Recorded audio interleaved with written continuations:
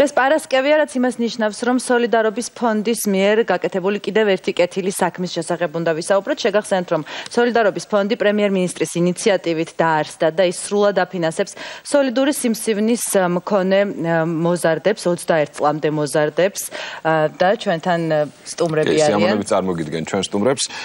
სოლიდარობის ფონდის ხელმძღვანელი მარიამ ჯაში, მთის კურორტების განვითარების კომპანიის ხელმძღვანელი ალექსანდრე ონოფრიშვილი და სოლიდარობის ფონდის დახმარებით განკურნებული 8 თვის მარიამ ჭაავასბებია, მარინე ქადარია. ხალბატონო მარინე, თქვენგან დავიწყებთ. დილამშვიდობისა პირველ რიგში, მადლობა რომ დრო გამონახეთ და მოხვედით. მარიამზე რომ მოგვიყვეთ და სოლიდარობის ფონდთან თქვენი კონტაქტი და ურთიერთობა როგორ შედგა? მე ძალიან ბედნიერი ვარ, რომ მომეცა ეგ საშუალება, რომ უდიდესი მადლობა გადაუხადო სოლიდარობის ფონდს. მე როგორც ვიცი, ფონდი შედგება 40,000 საჯარო მოწყვლისაგან და აკეთებენ იმდენად კეთილ საქმეს, როგორც ჩემს პატარა მარიამს გავუკეთეს. ჩემი პატარა მარიამი სრულყოფილად არის განკურნებული დღეს. ძალიან ბედნიერი ახალი წელი გაგვითენდა და ეს უდიდესი მადლობა ფონდის თითოეულ თანამშრომელს, იმ გულთველი მიღებისათვის, იმ გულთველი თანადგომისათვის, რაც ჩვენს მიმართ გამოიჩინეს.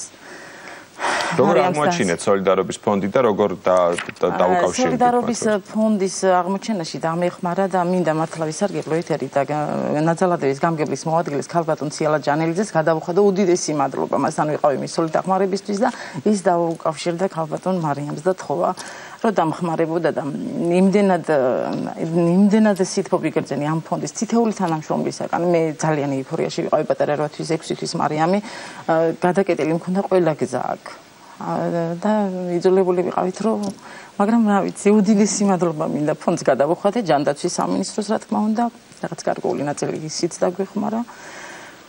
მადლობის მეტი არაფერი არ მის. კარგია რომ კარგად დამთავრდა ყველაფერი. მარიამ, უამრავი კერძო თუ საჯარო დაწესებულება ჩაერთო ფონდის მუშაობაში, მათ შორის არის მთის კურორტების განვითარების კომპანიაც ბატონ სანდროსთან ცოტა მოგვიანებით გადავალთ შეკითხვით. მანამდე კი საინტერესოა ჩვენი ბოლო შეხვედრიდან, რომელიც 2 კვირის წინ შედგა, რა სიახლეები გაქვთ ფონდში? თქვენი საქმიანობის შესახებ მოგვიყვეთ. საერთო ჯამში, როგორც ქალბატონ მარინამ აღნიშნა, 39,000-ზე მეტი საჯარო მოხელე უკვე ჩაგვერთო. ეს არის განახლებული ინფორმაცია, რომელსაც ჩვენ ყოველთვიურად ვღებულობთ საჯარო სექტორის ორგანიზაციებისგან და სიამოვნებით მინდა აღვნიშნო, რომ დეკემბრის ბოლოს დაფიქსირდა ყოველთვიურად 280,000 ლარის დონაცია, რომელიც იქნება სისტემური და რომელიც საშუალებას მოგცემს, რომ შევასრულოთ ონკოლოგიური კუთხით სრული დაფინანსება, ანუ 21 წლამდე ასაკის, როგორც სოლიდური, ასევე ონკოჰემატოლოგიური დაავადებების დაფინანსება. სრულად შევინარჩუნოთ და დიდი იმედი გვაქვს, რომ გაზაფხულიდან თუკი მზარდი იქნება ჩართულობა, ისევ და ისევ აქ არის მინიმალურ ჩართულობაზე საუბარი, როგორც საჯარო, ასევე კერძო სექტორიდან ჩვენ შევძლებთ გავაფართოვოთ პროგრამები და შეზღუდული შესაძლებლობების მქონე ბავშვების და იშვიათი დაავადებების მქონე ბავშვების კურნალობის და დიაგნოსტიკის ხელშეწყობაც შევძლოთ. რაც შეეხება კერძო სექტორთან თანამშრომლობას, როგორც მოგახსენეთ, 13 ორგანიზაცია ყავდა ჩართული წინა შეხვედრიდან, დღეს თქვენთან ერთად თქვენი ეთერის საშუალებით კიდევ ერთი ძალიან მნიშვნელოვანი მემორანდუმის გაფორმება გვექნება მთის კურორტების განვითარების სააგენტოსთან, ბატონი სანდრო დეტალებზე ისაუბრებს და ასევე დაგეგმილია მთელი რიგი შეხვედრები, რომელსაც მომავალ რუბრიკაში მოგახსენებთ უკვე შედეგებთან. სანდრო, მთის კურორტების განვითარების კომპანია როდის და რა ფორმით ჩაერთო ამ საქმეში? ჩვენ ჩავერთეთ დეკემბრის თვიდან უკვე აქტიური, ნოემბრის თვიდან უკვე აქტიური მოლაპარაკებები დავიწყეთ და ჩავერთეთ როგორც კი სეზონი გაიხსნა. ჩვენს მთის კურორტებზე, ანუ გუდაურსა და დიდორზე, მას შემდეგ გვინდა რომ მივიღოთ მონაწილეობა და ჩვენთვის ძალიან დიდი პატივია ამ ორგანიზაციასთან თანამშრომლობა. ძალიან მნიშვნელოვანი იყო და ერთმნიშვნელოვნად მინდა აღვნიშნო და ყველა მინდა იცოდეს, რომ რა თანხაც შედის ამ ფონდში, ეს თანხა არ ხმარდება საოპერაციო ხარჯებს, ანუ ხელფასებს და ასე შემდეგ, ეს თანხა პირდაპირ მიდის დასახმარებლად ყველა იმ ადამიანს და მინდა ყველა მიცოდეს, იმიტომ რომ არსებობს ბევრი საქველმოქმედო ფონდი მსოფლიოში და ეს არის ერთ-ერთი უნიკალური ფონდი, რომელსაც პირდაპირ ვიცით ჩვენი თანხა რაც გადავიხდით, ის რომ პირდაპირ იმ ადამიანებზე მიდის, ვისაც ეს ჭირდება იმ წუთას. ამიტომ ძალიან მნიშვნელოვანია და კიდევ ერთხელ ვიტყვი, რომ დიდი პატივია ჩვენთვის.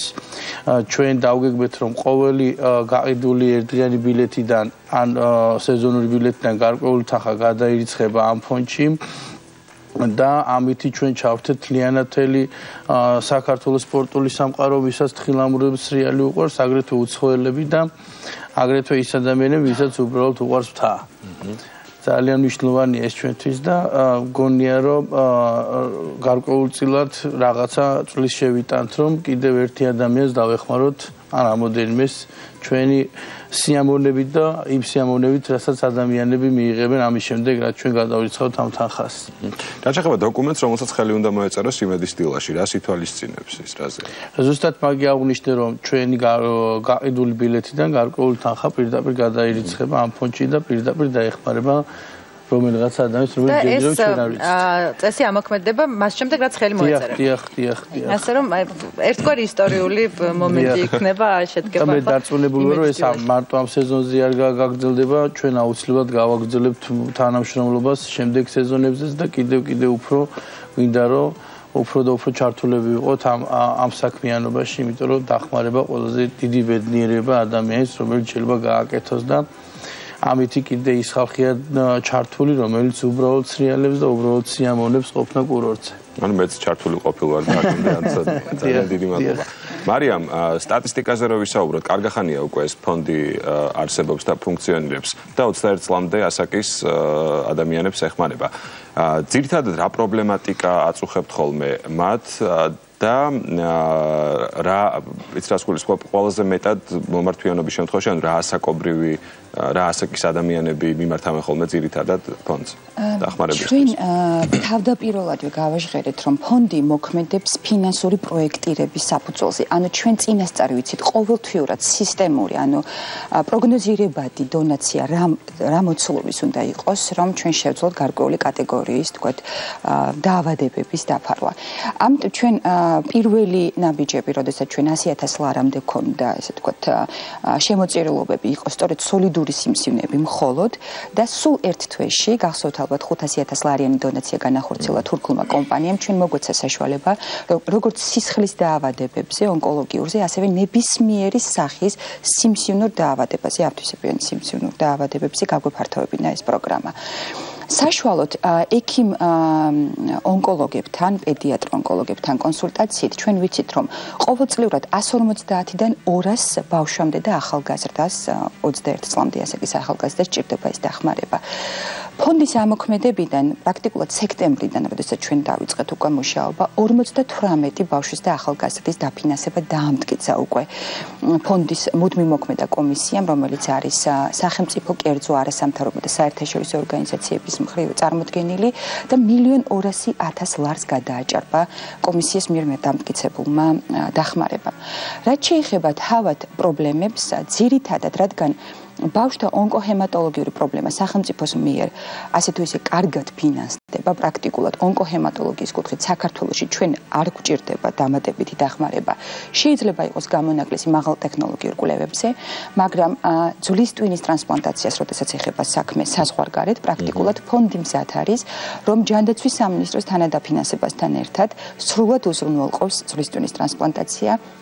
დღეს თურქეთში მკურნალობას გადის 20 წლის ახალგაზრდა გოგონა ჩვენ წინა კვირასაც აღვნიშნეთ $156,000 საერთო დონაცია მოხდა სოლიდარობის ფონდიდან და ეს ამბეჭდავი ციფრებია ძალიან. ეს მხოლოდ და მხოლოდ იმ ადამიანების დამსახურება, რომლებიც ყოველთვიურად რიცხავენ თუნდაც ლარს საკუთარი ხელფასიდან და ასევე კომპანიების დამსახურება, რომლებიც ეტაპობრივად გვერდდება. ჩვენ გავაშუქებთ ხოლმე თქვენ საქმიანობას უსათუოდ მომავალში. შეიძლება რომ გააფორმოთ ახლა მემორანდუმი, როდესაც ისტორიული მომენტი შეგვიძლია სტილაში. ეს არის მემორანდუმი სოლიდარობის ფონდსა და მთის კურორტების განვითარების კომპანიას შორის. დღეიდან პრაქტიკულად ერთობლივ საქმე. დღეიდან უკვე ნებისმიერი ადამიანი, რომელიც ეწევა მთის კურორტს და ისარგებლებს ამ მსახურებით, გახდება ამ კეთილი საქმის მონაწილე.